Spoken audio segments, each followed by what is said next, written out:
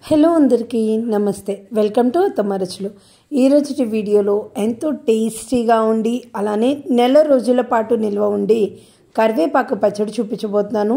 ఇది రైస్లోకి వేడి వేడి అన్నంలో అలా నెయ్యి వేసుకొని తింటూ ఉంటే చాలా రుచిగా ఉంటుంది. ఇక ఆ కరివేపాకు పచ్చడి వేసుకొని నేను తింటూ ఉండగానే మా పాప ఆ స్మెల్కి అట్రాక్ట్ అయ్యి తనకి పెట్టమంటూ చేతులు చాపుతుంది. మీరు చూస్తూనే ఉన్నారు. అంత రుచిగా ఉంటుంది. మరి అది ఏ విధంగా ప్రిపేర్ చేసుకోవాలో చూపిస్తాను.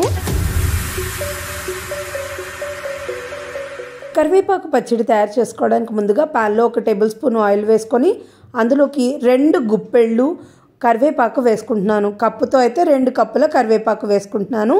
కరివేపాకుని ముందుగా శుభ్రంగా కడుక్కొని ఒక పొడి వట్ట మీద ఆరబెట్టుకున్నానండి, నీడలో ఫ్యాన్ గాలికి. అంతే తప్ప ఎండలో ఆరబెట్టుకోలేదు. ఇలా ఆరిన తర్వాత మాత్రమే నేను ఇలా చేసుకుంటున్నాను. 2 నిమిషాలు మాత్రమే మనం ఆయిల్లో ఫ్రై చేసుకుంటాం. ఎక్కువ ఫ్రై అయిపోతే మనకి కరివేపాకులో ఉన్న జిగురు పోతుంది, అలానే దానిలో ఉన్న ఔషధ గుణాలు కూడా పోతాయన్నమాట. ఇలా ఫ్రై అవ్వగానే వీటిని సపరేట్గా ఒక ప్లేట్లోకి తీసుకొని చల్లారి పెట్టుకోవాలి. మీకు తెలిసినట్లే కరివేపాకులో విటమిన్ ఏ అధికంగా ఉంటుంది. మన కంటికి జుట్టుకి కూడా చాలా మంచిదన్నమాట. ఇప్పుడు అదే ప్యాన్లోకి 1 టేబుల్ స్పూన్ ఆయిల్ తీసుకొని 1 స్పూన్ శనగపప్పు, 1 స్పూన్ మినపప్పు, 1/2 స్పూను మెంతులు, 1.5 స్పూను ధనియాలు, 1/2 స్పూను జీలకర్ర, 1/2 స్పూను ఆవాలు వేసుకొని లో ఫ్లేమ్లో పెట్టుకొని పచ్చివాసన పోయి మంచి సువాసన వచ్చేంత వరకు వేయించుకోవాలి. అలా వేయించుకుంటేనే మాడిపోకుండా పచ్చిశనగపప్పు మినప్పప్పు కూడా లోపల నుంచి ఫ్రై అయి రుచిగా ఉంటాయి. ఇవి ఇంకా ఆల్మోస్ట్ ఫ్రై అవుతున్నాయి అనిపించే టైంలో కారానికి సరిపడినన్ని ఎండుమిరపకాయలు తీసుకుంటున్నాను. ఇక్కడ నేను 8 కాయలు తీసుకున్నాను. నేను తీసుకుంది తేజ మిరపకాయలు. కాస్త కారం ఎక్కువగా ఉంటాయి కాబట్టి తక్కువ క్వాంటిటీ తీసుకున్నాను. మీరు కూడా మీ కారానికి తగినట్టు ఎండుమిరపకాయలు అడ్జస్ట్ చేసుకోండి. ఇక స్టవ్ 1 నిమిషంలో ఆఫ్ చేస్తామనగా 1 టేబుల్ స్పూను నువ్వులు వేసుకొని అలా కలిపేసుకొని స్టవ్ ఆఫ్ చేసుకున్నాను. బాండి వేడికి నువ్వులు చిటపటామంటూ తొందరగా వేగిపోతాయండి. ఆ వేడికి సరిపోతుంది అని స్టవ్ ఆఫ్ చేసేసి ఇంకా అందులో 8 వెల్లుల్లి రెబ్బలు వేసుకొని చల్లారి పెట్టుకుంటున్నాను. ఇలా చల్లారిపోయిన అన్నిటినీ ఒక మిక్సీ జార్లోకి తీసుకొని రుచికి సరిపడా ఉప్పు వేసుకుంటున్నాను. అన్నీ చల్లారిన తర్వాత మిక్సీ వేసుకోండి, అప్పుడు మాత్రమే చక్కగా బరకబరకగా పడుతూ ఉంటాయి. ఇప్పుడు ఇందులోకి నేను కొద్దిగా కరివేపాకు వేసుకుంటున్నాను. మీరు అనుకోవచ్చు మీరు పెద్ద మిక్సీ జార్లో వేసేసుకోవచ్చు కదా ఒకటేసారి అని. అప్పుడు మెత్తగా పేస్ట్ లాగా అయిపోతుందని ఇలా నేను కొద్దిగా వేసుకుంటే బరకబరకగా అలా వస్తుంది, పంటి కింద పడుతూ ఉంటే రుచిగా ఉంటుందని ఇలా పార్ట్స్గా వేసుకుంటున్నాను అనమాట కరివేపాకుని.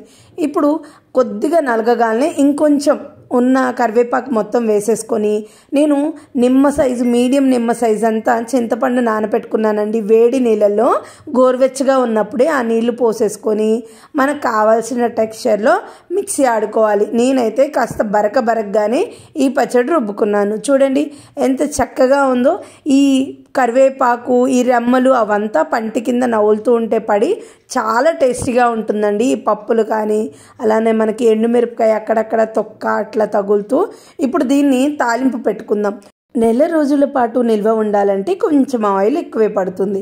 ఇప్పుడు అదే ప్యాన్లోకి 2 టేబుల్ స్పూన్లు ఆయిల్ వేసుకొని ఆయిల్ హీట్ అవ్వగానే ఆవాలు, శనగపప్పు, మినప్పప్పు, అలానే 1 ఎండుమిరపకాయ, కాస్త జీలకర్ర వేసుకొని తాలింపుని వేయించుకోవాలి.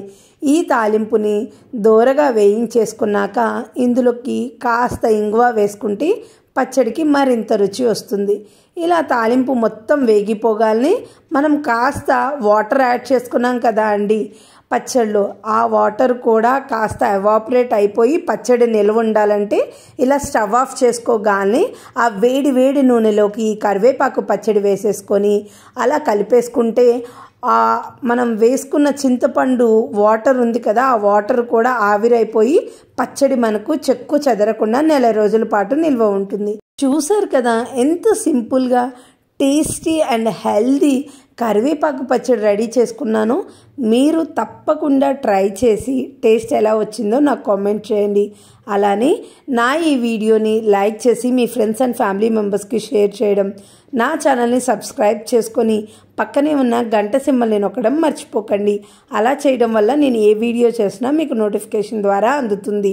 Thank you for watching.